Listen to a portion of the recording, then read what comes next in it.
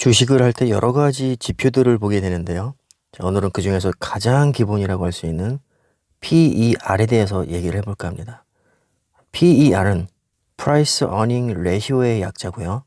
그대로 해석을 하면 Price는 가격, Earning은 소득, Ratio는 비율이란 뜻이죠.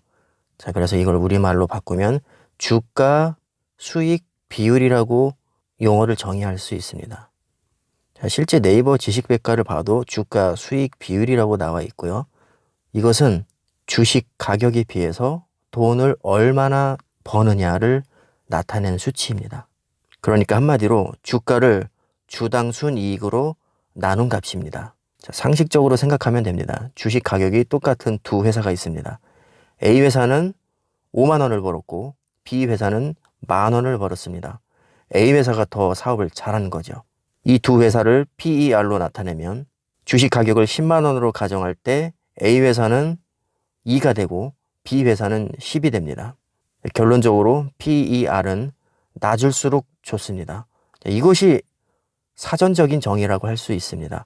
분명히 PER은 낮을수록 좋은 것이 맞습니다. 하지만 우리가 탁상행정이라는 말 많이 하죠. 이론에 치우치면 현실을 모른다는 얘기입니다. PER도 마찬가지입니다. 이것을 사전적인 정의로만 그냥 생각을 해서 PER이 낮을수록 좋은 거니까 나는 PER 낮은 기업을 사야지, 이렇게 생각을 하면 오히려 분석을 하지 않은 것만 못한 결과가 나오게 됩니다. 여러 가지 맹점들이 있습니다. 일단 PER은 전년도를 기준으로 합니다.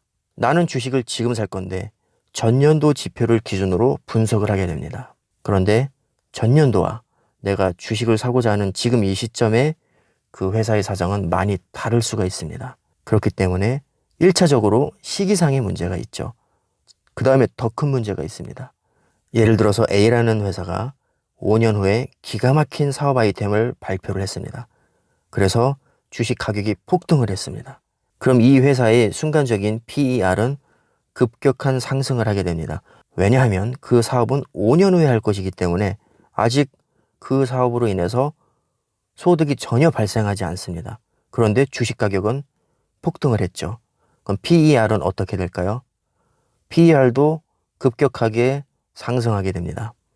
그럼 아까 사전적인 정의에서 PER이 낮을수록 좋다고 했는데 이 회사의 경우 PER이 급격하게 상승하기 때문에 고평가되었다고 착각을 할 수 있습니다.